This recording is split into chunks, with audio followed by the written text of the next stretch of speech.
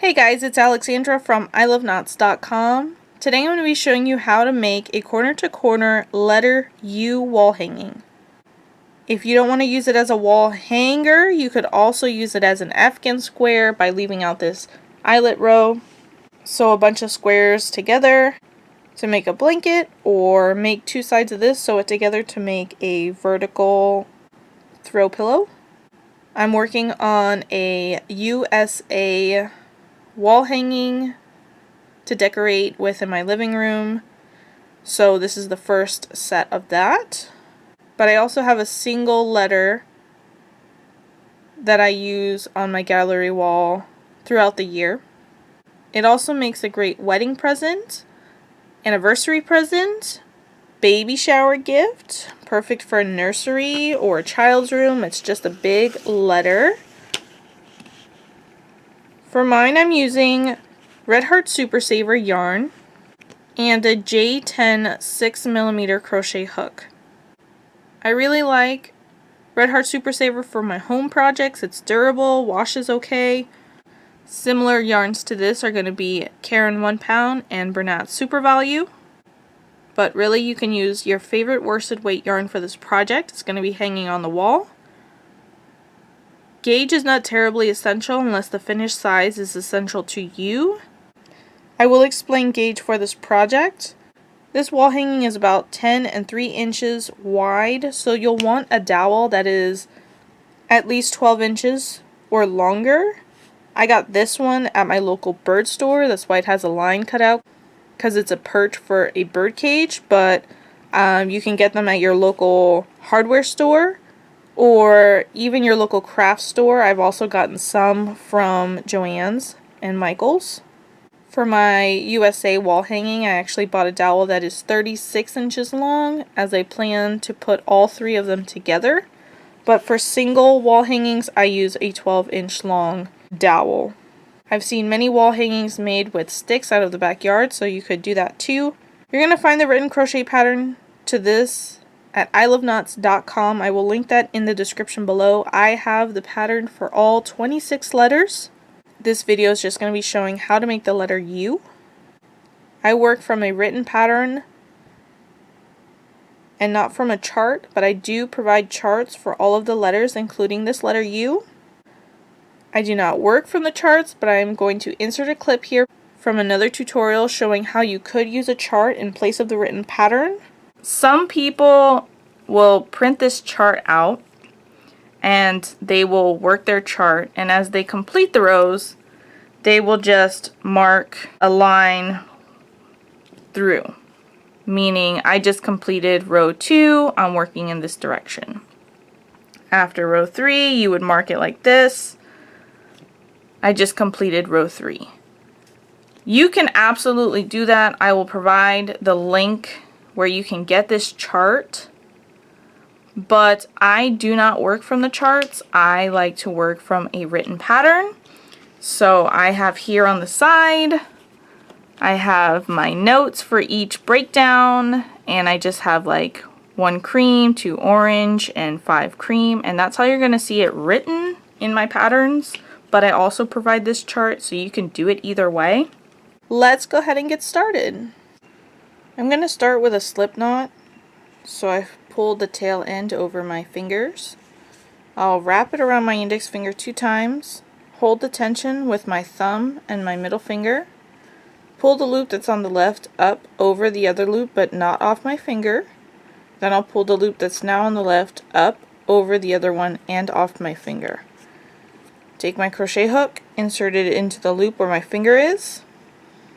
I'll hold the working yarn with my right hand, and with my left hand I'm going to pull on the short tail end to tighten the knot up to normal tension.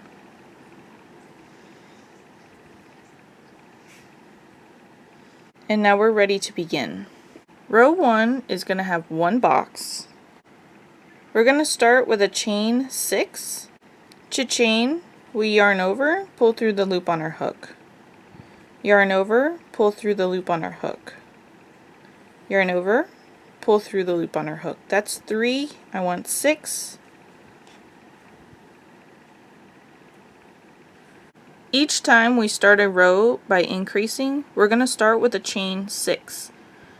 And we're going to work into the chain exactly as I'm about to show you, and this is how we're going to build a box.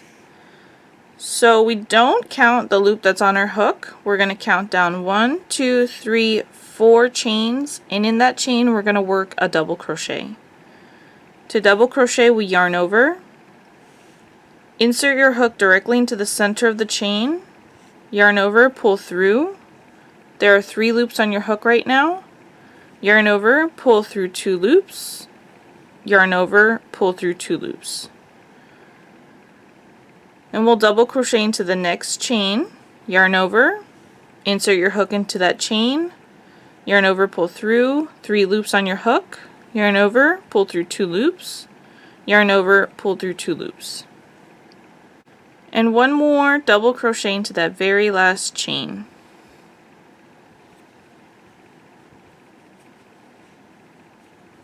And I'm just tightening the slip knot up a little bit, and here is our very first box. We have the 3 double crochets that we worked, and then these skipped chains also count as a double crochet. So each box is comprised of 4 double crochets.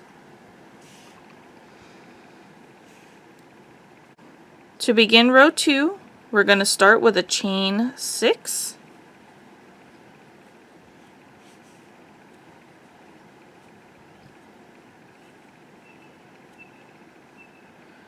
And we're going to work into this chain the same exact way as we just did for our first box.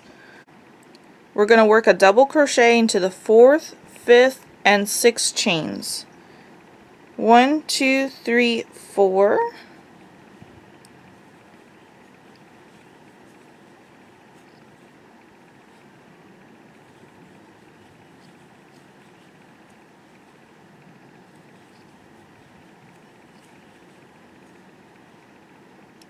And now we have this alligator mouth shape. We're going to take that bottom box and flip it so it's mirrored. When you lay this top box down onto the bottom one, it should naturally fill that space and put you in a position to work into that very last stitch. If you're counting from the box underneath, 1, 2, 3, 4 stitches. This stitch is the one that we want to slip stitch to. So it's also the beginning chain that we skipped. Just insert your hook into the top chain, yarn over, pull through that stitch and through the loop that's on your hook.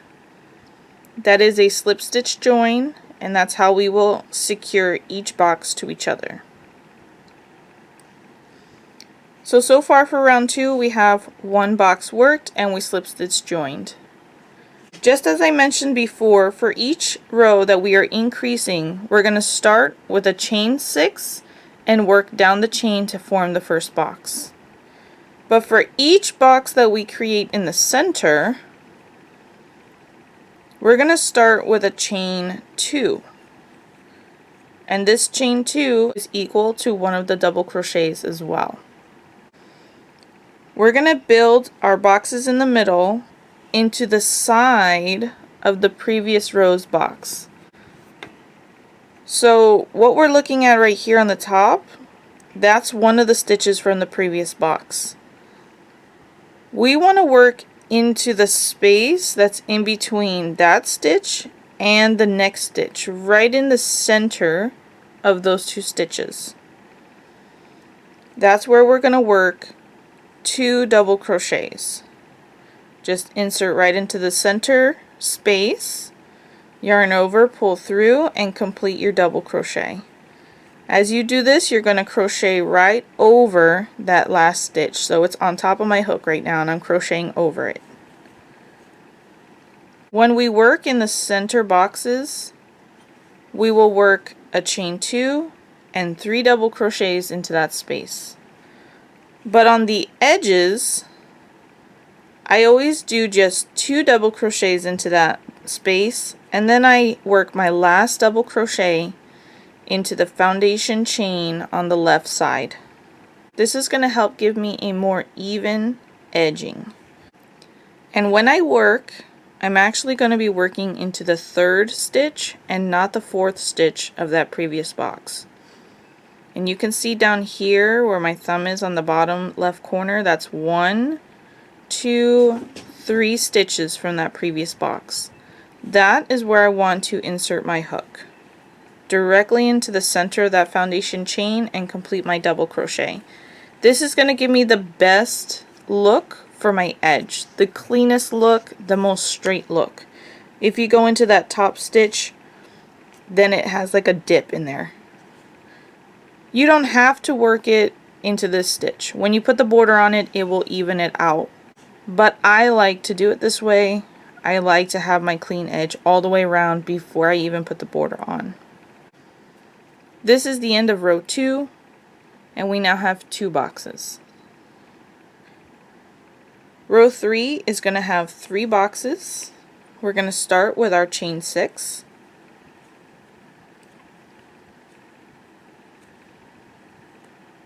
Then we're going to double crochet into the 4th chain from the hook, into the 5th chain, and into the 6th chain.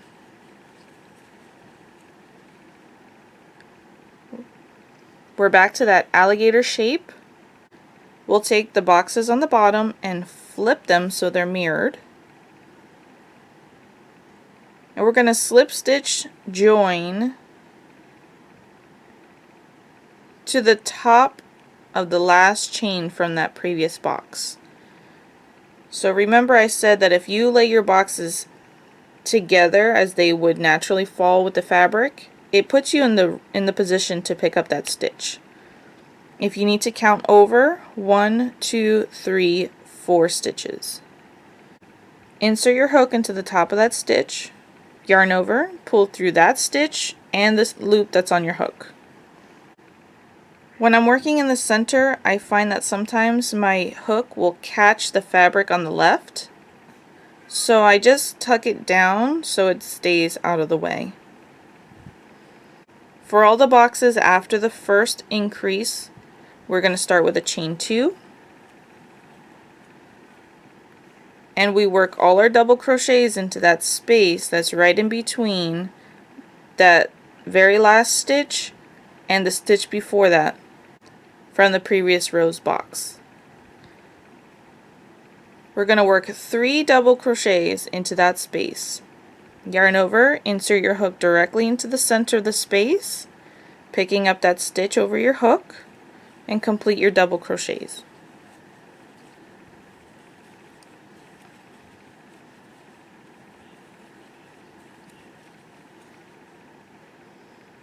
For each stitch in the center, this is exactly how you'll work your box. Chain 2, 3 double crochets into that space in between those stitches. I'm popping that fabric up on the left side, and I'm going to find the top of the last stitch and I'm going to slip stitch join.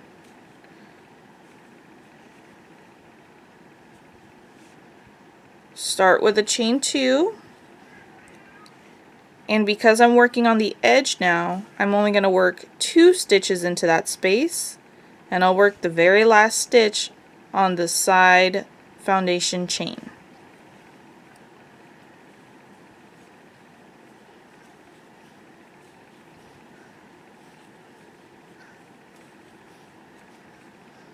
To find that stitch on the side, here's 1, 2, 3 stitches from that previous box, and I'll double crochet into the side edge of that 3rd stitch. And now we have row 3 finished with 3 boxes.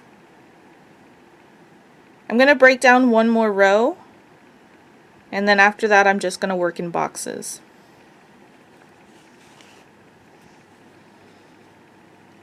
For row 4, we start with a chain 6.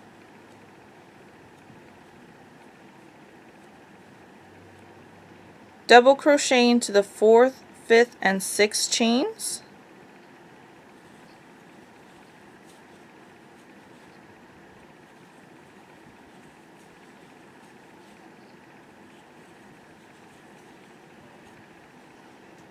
flip my bottom fabric so it's mirrored, slip stitch join to the top last stitch of the previous box,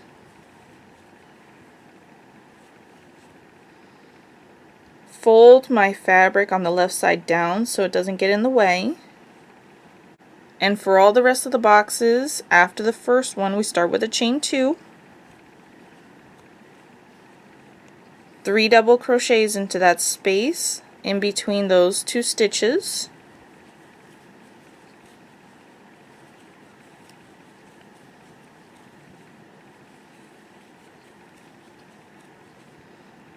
pull my fabric up, slip stitch join to the top of the last stitch of that previous box,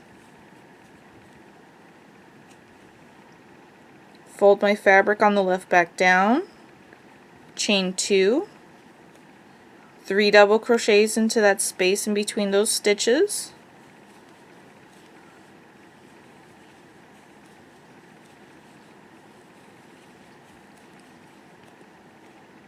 fold my fabric back up, slip stitch to the top of the last stitch of that previous box, chain 2. Now I'm on the side, so I'm only going to work 2 stitches into that space in between those 2 stitches from that box, and then I'm going to work my last double crochet into that 3rd stitch from that previous box on the side edge.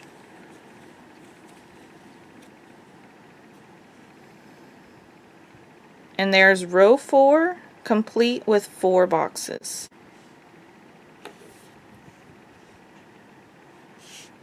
Even when we add in color changes, the same principle for building the boxes applies. As long as you're increasing, you're going to start with a chain 6 in the beginning. And for all the rest of the boxes, you're going to start with a chain 2. You're also going to find that as you increase, with each row you're going to gain an extra box. We started with 1 box, then we increased to 2 boxes, now we've increased to 3 boxes, and finally 4 boxes. As you continue to increase, you will continue to add boxes. The way that I would count this, I would turn it this way since this is the first box that we started. 1, 2, 3, 4 rows. After you get to this top edge and you start to decrease, then you would start counting horizontally. But as long as we're increasing, I just count upward 1, 2, 3, 4 boxes. If you're working an image, and it doesn't matter if it's mirrored, then any side can be the right side or the wrong side because we're turning at the end of each row.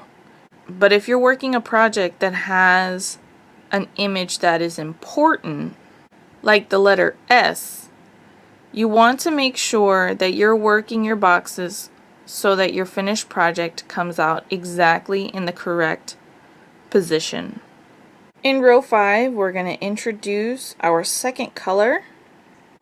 Row 5 is going to be 1 blue box, 3 white boxes, and 1 blue box.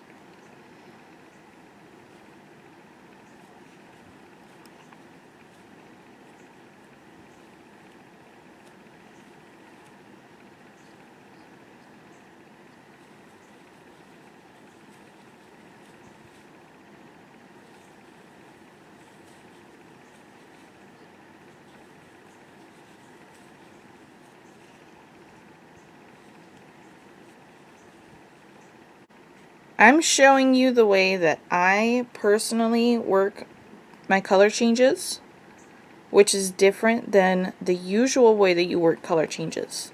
I'm going to go ahead and slip stitch as normal and set this down. Grab my new color, which is white. I want to make a loop and leave a tail end long enough that I can weave in. Put that loop on my hook and pull it through the loop that's currently on there.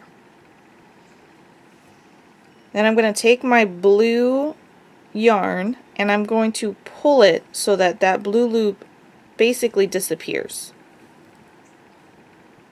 And then I'm dropping the blue to the front. I'm dropping the tail end of the white to the front because the front is going to be my wrong side. The front that we're looking at right now is going to be our wrong side.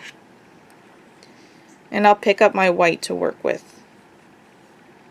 Chain 2. Push those tail ends to the side. I don't want to work over them. And work my next box.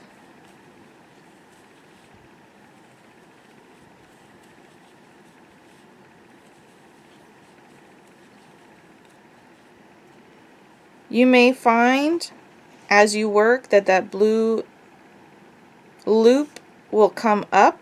That's because it's not secured down yet. So if that's the case, just hold on to your fabric, grab the loop, and pull it down. It'll disappear back down just as it is now. And then I'll continue working.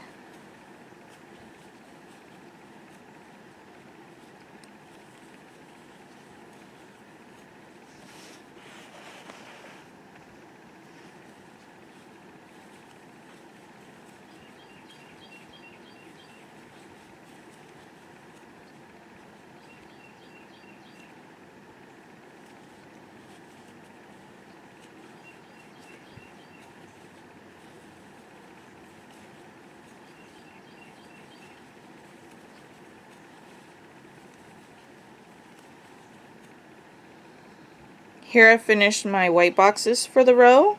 I'm going to do the same exact thing, slip stitch as normal to the next box. Put this work down. I'm not going to use the same blue strand that's on the bottom because I'm going to need that to continue with on this side. I'm going to introduce a second blue strand up here that I will continue to work in this direction with. This is where it comes in handy if you have a second ball of yarn. It's much easier to work with. When it gets tangled, it's a lot easier to untangle. But I'm going to go ahead and just grab the tail end from the other side of my ball of yarn.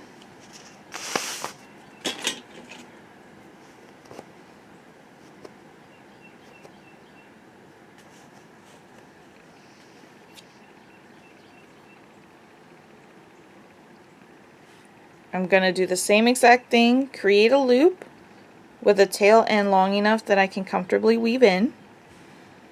I'm going to put that loop on my hook and pull it through the white loop. Then I'll take the white working yarn. I'm holding my fabric with my right hand and I'm just going to pull it until that loop disappears. Then I'll bring the white to the front, the new blue tail end to the front, and I'm ready to work with the new blue yarn.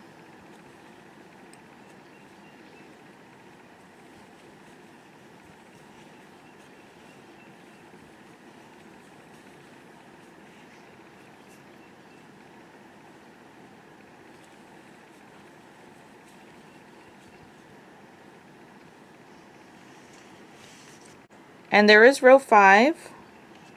We had 1 blue box, 3 white boxes, and 1 blue box. If the finished size of this wall hanging is important to you, you're going to want to go ahead and measure your gauge now. Measuring gauge means you're taking your tape measure, you're measuring from the left edge over to the right edge, and you want it to measure 4 1/4 inches. The other side is a little bit different. It's not going to be the same exact size, but you measure the same way from the top to the bottom, and it should be about 4 1/8 inches tall. If the finished size is not important to you, it doesn't matter what it's measuring. If it is important to you and it's not correct, depending on if it's smaller or larger than the measurements I just gave you, then you will need to switch to either a larger or a smaller crochet hook, rework the first 5 rows, and then take gauge again. I'm right on point. I'm going to go ahead and continue working my boxes now. Row 6 is going to be 1 blue box, 4 white boxes, and 1 blue box.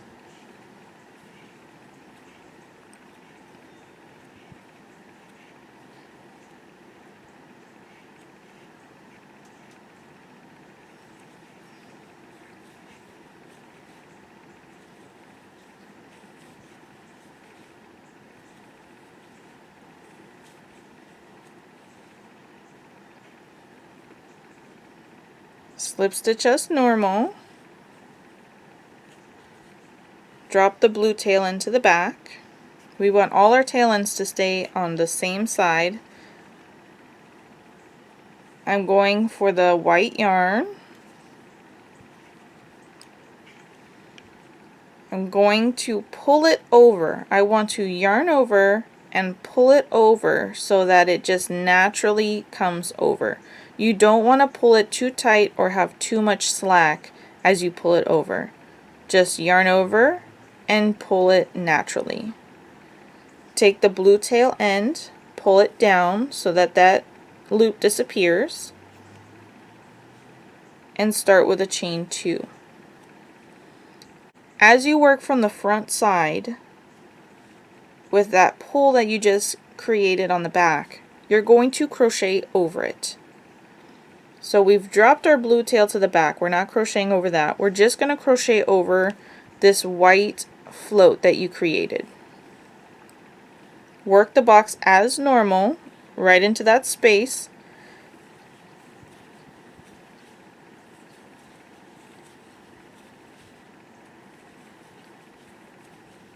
And then I'm going to slip stitch, and then I'll show you what it looks like. It hides that float that you created. So there's the box that we just made, and from the back side you no longer see that float that you carried. And I'll continue working.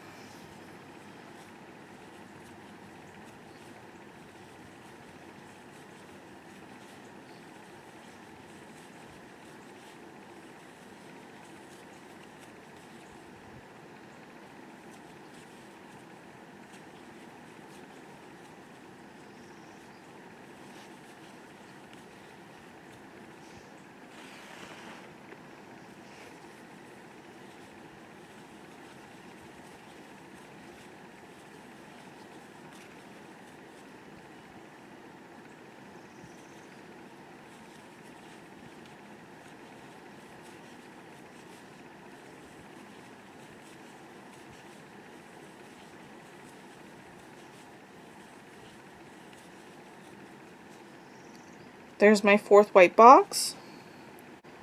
If you notice here that your stitch has come up, your loop has come up a little, go ahead and tighten it down before you pull it so that it's seamless. You want it to look as seamless as possible.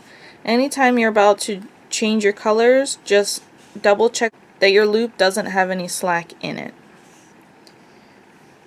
Down here, when we change colors, we pulled the yarn over to the right, and then we crocheted our box on top.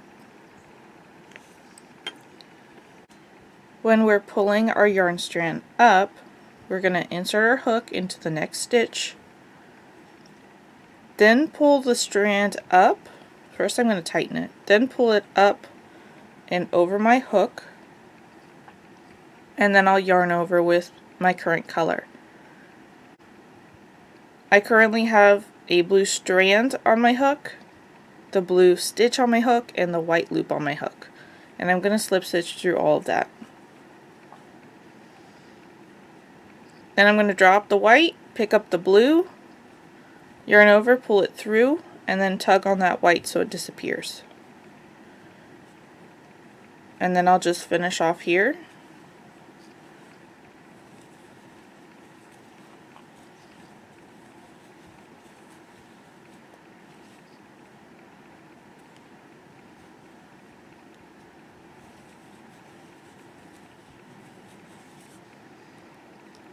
What I like about this change right here is that it puts you in a better position to pick up the blue. It also better secures the float that's on the back, so it's not as loose. as if you just inserted your hook and pulled that strand through. When you flip it over, you will notice the blue float there. This is from the wrong side, so nobody's going to see it. It doesn't really look out of place. Even though it's crossing over that white, it doesn't look too out of place there. You just want to make sure that when you pull it up, there's not too much slack here or not enough. Either it'll bunch up and it'll come down like this if there's not enough, or it'll be really loose and it can get caught on things if there's too much slack. You just want it as natural as possible, and then it will lay there almost unnoticeably. From the right side, you don't see it at all. This is row 6, which had 1 blue box, 4 white boxes, and 1 blue box.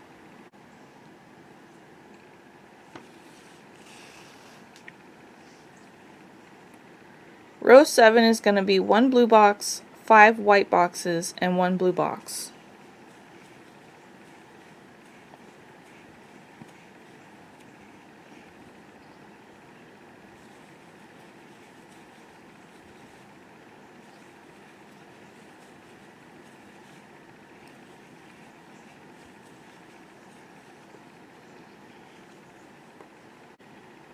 I'm going to slip stitch as normal to my next box. Then I'll pull the blue yarn and drop it to the front. Pull my white yarn over. I'm going to tighten it first, then pull it naturally over and through the blue loop that's on my hook. Again, you just want this to be the perfect tension. Not too loose, not too tight, just naturally. Then you can take that blue yarn and tighten your loop up so that it disappears. Chain 2, and then I'll just work over that blue stitch and the white float.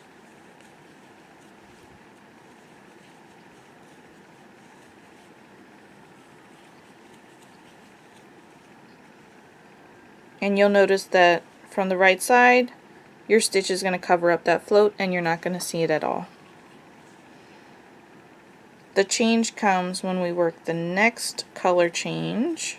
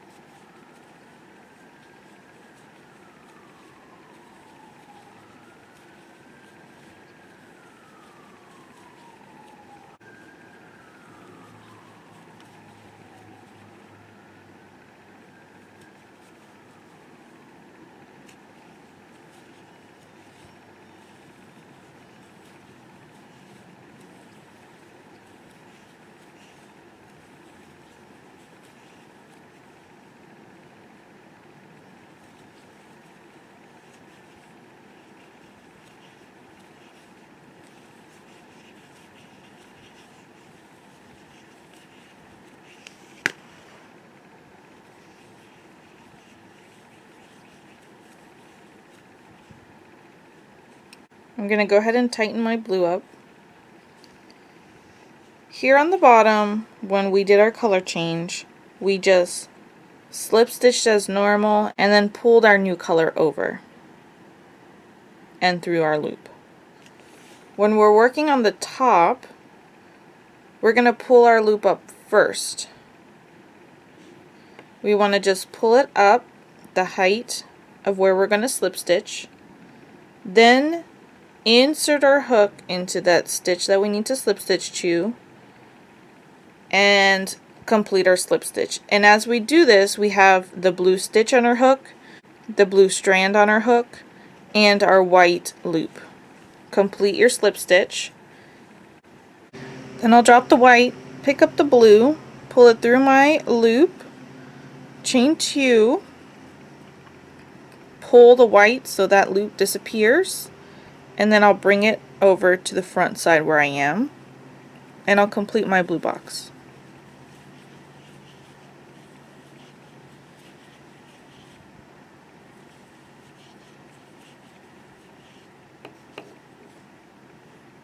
Here we have row 7 complete. 1 blue box, 5 white boxes, and 1 blue box. Row 8 is going to be 1 blue box, 6 white boxes, and 1 blue box.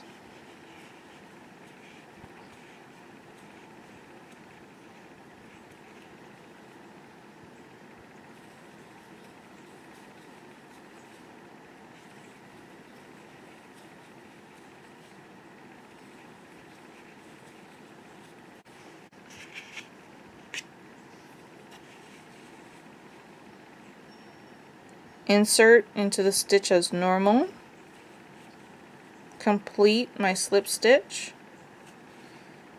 then grab the strand of the white, I'm tightening it up, and I'll pull it over, and then tighten down the blue.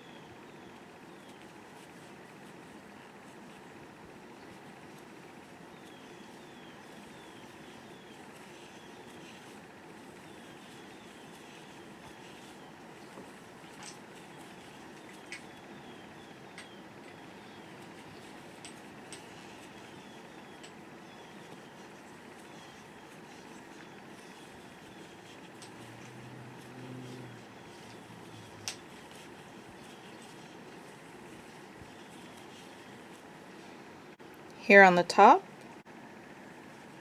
insert my hook into the stitch that I'm slip stitching to, bring that blue, tighten it first, bring it up over my hook. So I now have the blue strand, the blue stitch, and the white loop on my hook. Complete my slip stitch, drop the white to the back, and pick up my blue yarn. Excuse me. Hello. What are you doing? Tighten up that white stitch and complete my last box with this blue.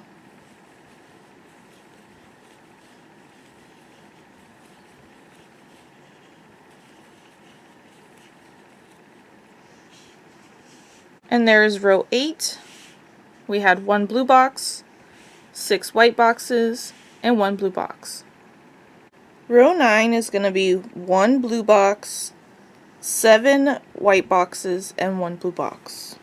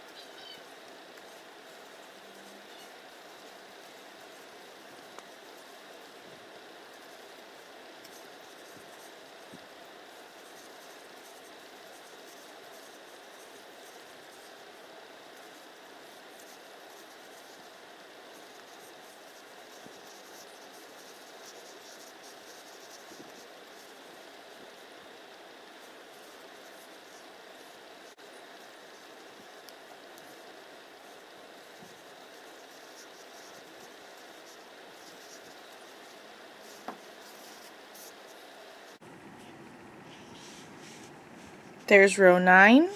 We had 1 blue box, 7 white boxes, and 1 blue box.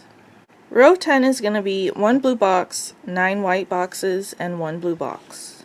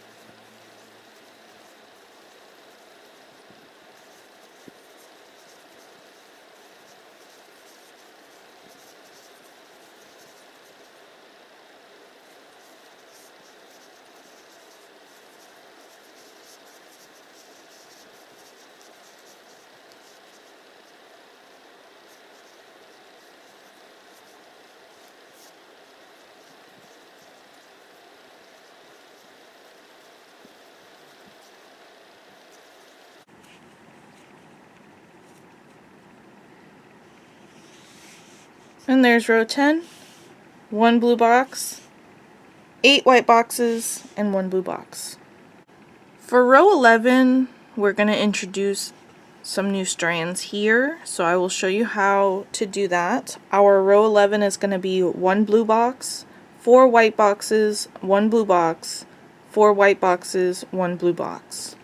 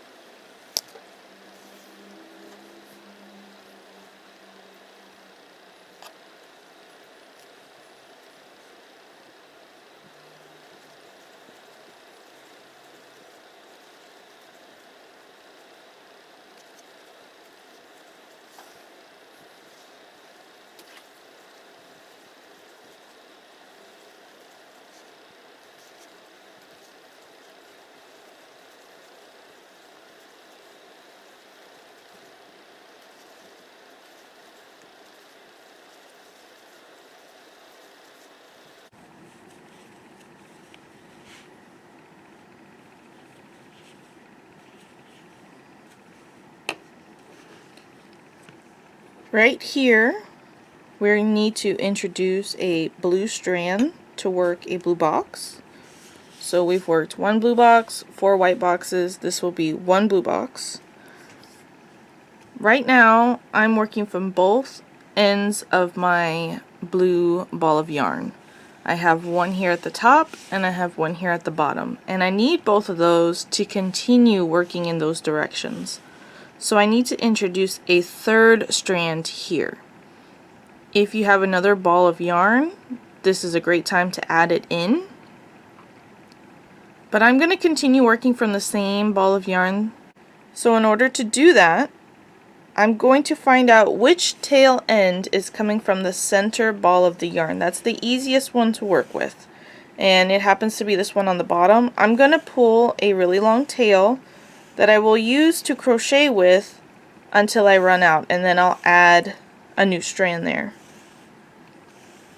So after I pull out a bunch of yarn to work with here, just gonna fasten off. This long strand, you can create a bobbin with it, a butterfly bobbin, where you sort of wrap it up, wrap around, and makes it real nice and easy to use. It doesn't get tangled. I do not use bobbins. I just leave it like it is and I go with the flow. So that's how mine is going to be over here. When you fasten off your yarn, it's a great opportunity to untangle The opportunity might not come around again, and if your yarn is tangling because you're using the same ball of yarn like I am, I definitely recommend untangling when you fasten off. I've created a loop here with a tail end long enough to weave in. After my 4th white box, I slip stitched as normal. I'm going to put that loop on my hook and pull it through the white loop. Then pull that white loop so that it disappears. And I'll bring all the tail ends to the front, the same as the other ones are. And now I'm going to work 1 blue box.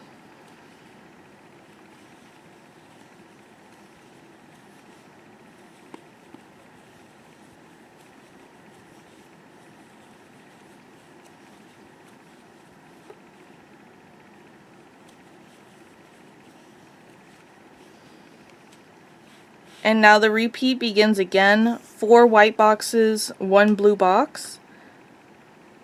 Right now I've only been working with 1 strand of white, so this is an easy one. I'm just going to go ahead and grab the strand from the other end of the ball of yarn.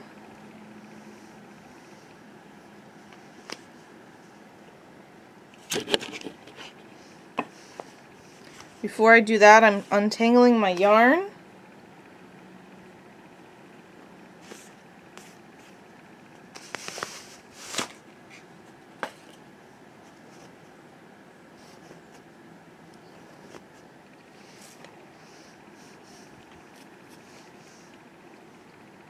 And here's my other strand, creating a loop, tail end long enough to weave in, put that loop on my hook and pull it through, then pull down the blue. And I'm going to finish out this row with 4 white boxes and 1 blue box.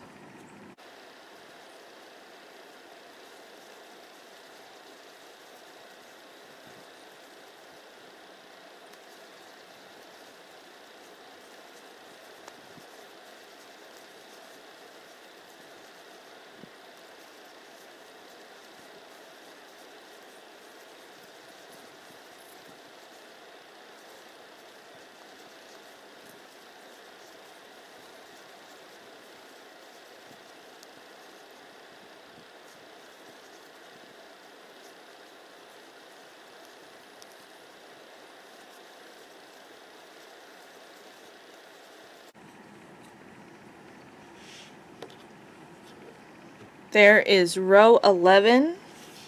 We had 1 blue box, 4 white boxes, 1 blue box, 4 white boxes, and 1 blue box.